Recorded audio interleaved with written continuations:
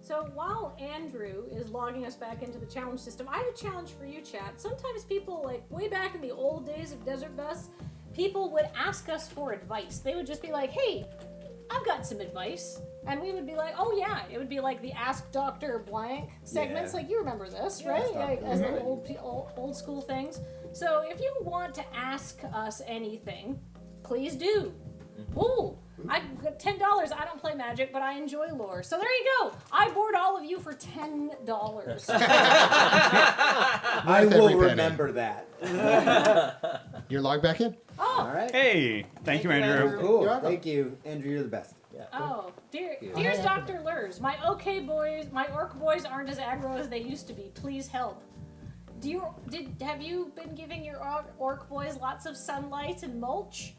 Oh, yeah. They're Gotta let 'em grow. funguses. Yeah. So if they're not happy, maybe the humidity's wrong. Yeah, you want to try and keep it between 40 and 70%. Yep, that's really important. Mirak says, Dear Dr. Jacob, what piece of lore could you go on for years like Kathleen can do with magic lore? Oh, World of Darkness, Exalted, Warhammer, Forgotten Realms, Final Fantasy XIV, a lot. Yeah. All right, note that for your challenges. Dear Doctor's Lure, how do I scare people out of my wedding, says Todd the dog. Ooh. That's a good question. You've seen a lot of campy horror movies. What do you think, Mikey? Scare someone out of your wedding? Yeah. Yeah. I mean, it's easier to scare your mom out of your wedding than your... Then like your cousin twice a Yeah, week. and then now I'm like, who would I want to scare out of my Well, wedding? I imagine you want to scare someone out of your wedding because you want to have the face-saving move of inviting them, but you don't want to have to pay for their catered meal. Right? Mail them an invitation with the wrong address on it. And an email address you just made up to, like, absorb... Apparently I'm evil, I'm sorry. That was a more organized answer than I was expecting from something off the fly. Yeah. I was just thinking like a cutout of a ghost. Tell them it's Game of Thrones themed. Game of Thrones, yes. That's a Game of Thrones themed wedding, but it will not show up. Season 8 specifically. The Daenerys years. Yeah. The Daenerys. What do you got there, Dan? Absurd destination. Like, not like Oh, Hawaii or Yeah. like Cabo, but like, we're going to a jungle in like the middle of a country you've never heard of. Yeah, that's You right. must bring proper gear. The reception will be held in the DMZ. If you want, our comms person TQ has been pulling questions for us from absolutely. chat, so I can Please, ask you some of please, those. Ask some more questions. How do I get good taste in music? Talk to teenage girls. There you go. Yes, teenage girls. Perfect. But also, that advice, out of context, I think, not the best. This is like when I used the wrong adjective to describe them, and then Right, just move on with their lives. I would listen to. I would try to listen to music that you haven't heard before because maybe you'll like it. Yeah. Sometimes people do like streams where they play new music. I've never heard of it. No, I mean they're hard to find. They're usually not advertised. No. And it's I'm sure there's VODs of them. Yeah. Here's one. What are some niche ways to organize my bookshelf? Oh. I always appreciate height. Oh, God. Really? Yeah. Biggest on one side and sort of sloping down. I've seen Terry color. Fizzle would have something to say about this. It was a running gag I did with on a little stream called Dice Friends with Loading Ready Run. He was a gnome that ran Candlekeep, or he was a librarian there, and he had many odd ways of organizing books. One of it was Death of the Author.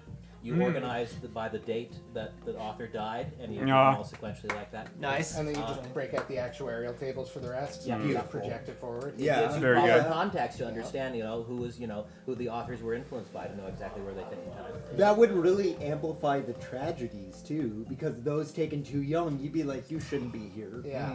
You shouldn't be here. You should be down here. Other good ways, word count. Word count's good. Then they make, they expand on the shelf. It's also visually pleasing.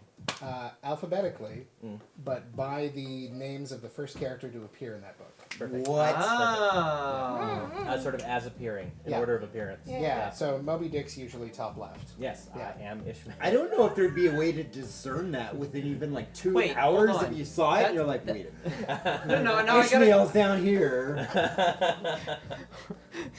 Hold on, I gotta drill down into this. Now, the question I have, because you brought up Moby Dick, it was literally also same hat. I was thinking about Moby Dick as well. Does the narrator count?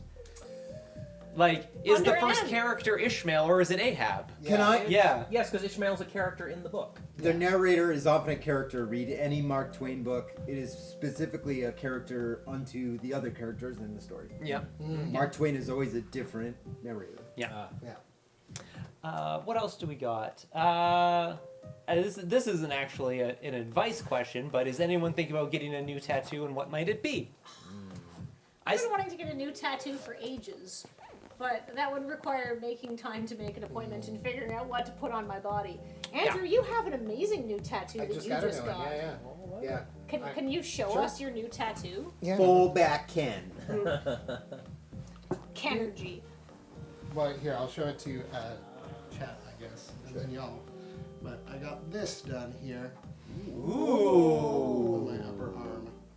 Oh, that's very cool. Yeah, this is done That's by amazing. a hen tattooer in Seoul. Oh, Whoa. it's so Yeah. beautiful. And it is a reference to a particular book. What book is it a reference to? This is how you lose the Time War. Oh, Yeah. I really wanted you to say Moby Dick, but I That would be appreciate it. good. Yeah. I even included a tiny little reference to the very girthy fellow that recommended that book all to us on the internet. I was thinking chicken soup for the soul. I was No, really that was I was down really there. off. Yeah. Yeah, Okay. All right. Yeah. I was way off. Yeah. We can't say that fellow's name, We really, cannot. can we? No. Well, we no, kinda we can. can. No, because I saw Graham in the window, which I know means Penelope's here. Yeah. What else do we got? What are your opinions on space? It's big. Pro. Real big. Mm. Lots of it. Bigger and Is getting it bigger. big or is it not there? Is it the absence of space? It's a divide by zero era. Ah. You know, it's Keep it out of the atmosphere. Yeah. Keep it where it belongs. yeah. Not on space my away from planet. it. Yeah. Not in my backyard.